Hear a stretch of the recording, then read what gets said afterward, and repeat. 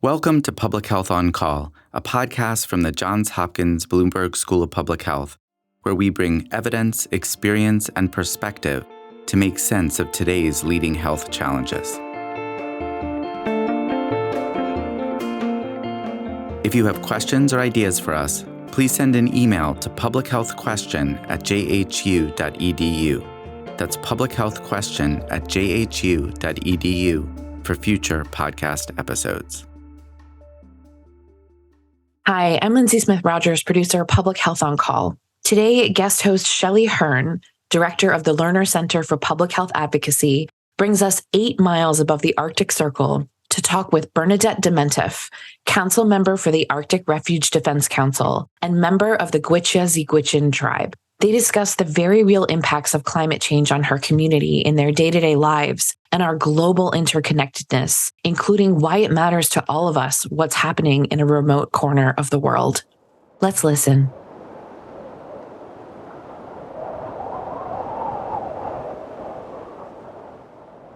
Bernadette, thank you for joining me with our podcast, Public Health on Call. Can you introduce yourself? Bernadette Dementif Oji, Kuchaja, Kutsan Eastleigh. My name is Bernadette Dementif, and I am from Fort Yukon, Alaska, which is 8 miles above the Arctic Circle. An amazing part of the world, and we're sitting in Fairbanks, Alaska right now, and what's stunning is here in June, it should be sunny, the skies should be beautiful, but it is filled with smoke.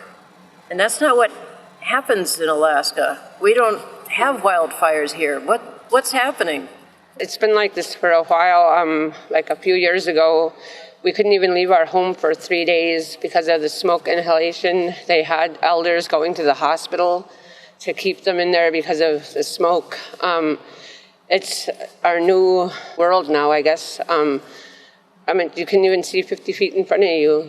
We were surrounded by fires, and it's been like that. It's the climate changing our environment. And the environment is what you and your people so much rely on. It is life. It is your world. Absolutely. We're seasonal hunters, so depending on the season, that's what the animal that we would survive off of. Salmon, moose, caribou, ducks and geese. So all of them are being impacted. The ticks, I didn't even know what ticks were until 2 years ago, and we have those now. I am sorry that it's creeping into this part of the world, and that's what climate change is bringing. Tell me about your people, the Gwich'in, who are experiencing what's happening with the change in climate. I represent the Gwich'in Nation, which resides in Canada and Alaska. And in 1988, for the first time in over 150 years, our elders and chiefs gathered. And they gathered because of the threat to the coastal plain of the Arctic National Wildlife Refuge, which is sacred land to our people. We gather every 2 years to reaffirm our commitment. And just recently, we added climate change into the resolution because we're living it. We have dead fish in our rivers and lakes, dead birds literally falling from the sky, and there's 33 coastal communities that is eroding. And then, we have our people that are having to live through that. There's a lot of anxiety, stress, suicide. And it's hard. It's hard when you have people coming into your homelands, making a decision about your future and not involving you. Yeah. So, as you speak to the medical community, the public health world, many have been focused on COVID, but what I hear you saying is that if anything, the caribou in your life that are so much entwined with your people are in many ways like the canary in the coal mine. The caribou are some of the front line of seeing what's happening with climate change and are emblematic of what's happening to your people. What would you want the health world to be doing to help in the challenges and the fights that you have going on here in Alaska and with your people. They should make a connection to us. They should come and visit us, talk to us, and see what we're going through, because we're not asking for anything. We're not asking for jobs or schools, or we're just simply asking to live and thrive off the land that Creator blessed us with, a land that we have took care of for thousands of years. And, it's hard. People don't realize that we go through stress, anxiety, and there's so much suicide here, and it's all connected. What I would like them to understand is that we are interconnected to land, water, and animals. What happens to our land, water, and animals happens to us. And our animals, they can't tell us when they're sick or when they're starving. We have to be there. They are the reason we survived. And we owe that dedication and respect to them. We have to protect them because that's our survival. So you've been that voice. You have been an amazing advocate. You yourself have come to Washington, D.C. to help to bring those stories, to bring that. And that's hard work. That is stressful. How have you been able to be so effective and keep your advocacy alive and well? Well, to be honest, it's prayer. Just like how you have to eat and drink water, I just pray. I'm not a religious person, but I'm very spiritual. And I just believe that we have to respect all things. There's Christian and Catholic. They say God's creation. Well, this is all God's creation. And they have to remember that when you encourage or when you do not speak up, you're a part of the problem.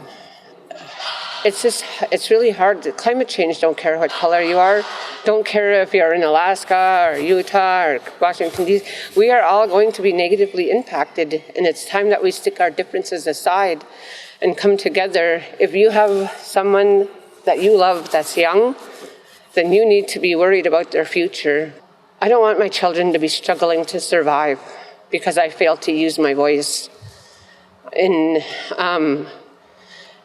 have 6 grandchildren, and I'm worried about their future. What kind of world am I going to leave them in? When your voice is one of the most powerful tools that you have, and you have to use it.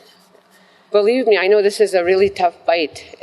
We've been told since 1988, even before that we're fighting an uphill battle. You're damn right we are. I feel it every day.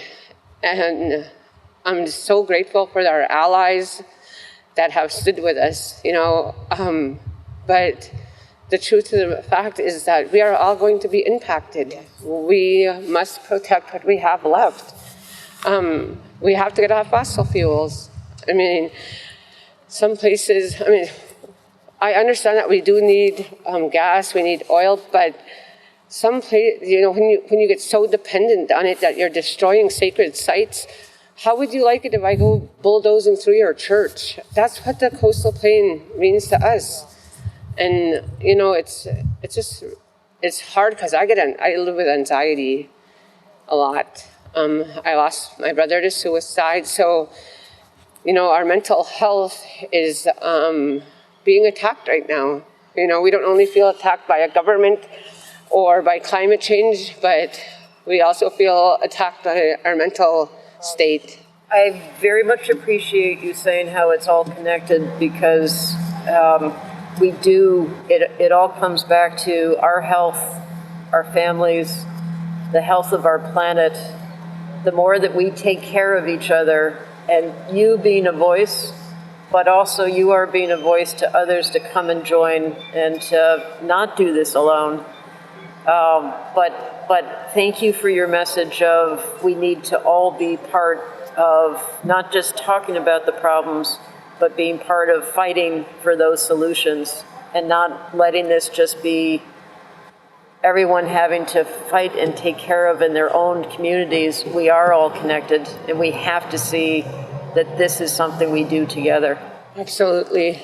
In 1988, when our elders gathered, they gave us 3 directions, and that was, one is go out and tell the world that we're here to do this work in a good way and not to compromise our position, and that do it in a good way. It's a very simple sentence, but it's not always easy when you're up against so much dishonesty and misleading statements from our own elected leadership. And I always have to remember that I'm representing the Gwich'in, and I'm more scared of them than I am of anyone else. Well, you're doing it's absolutely critical, and I know it's hard. And tell me again how to say thank you. Masi Cho. Masi Cho. All right. Like Molly of Denali.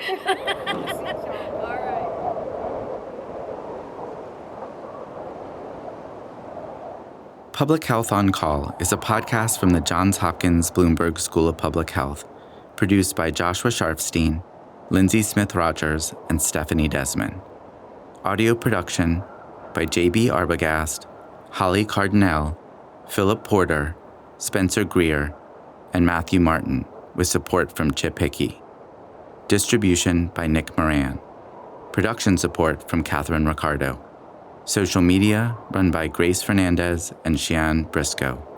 If you have questions or ideas for us, please send an email to publichealthquestion@jhu.edu. That's publichealthquestion@jhu.edu for future podcast episodes. Thank you for listening.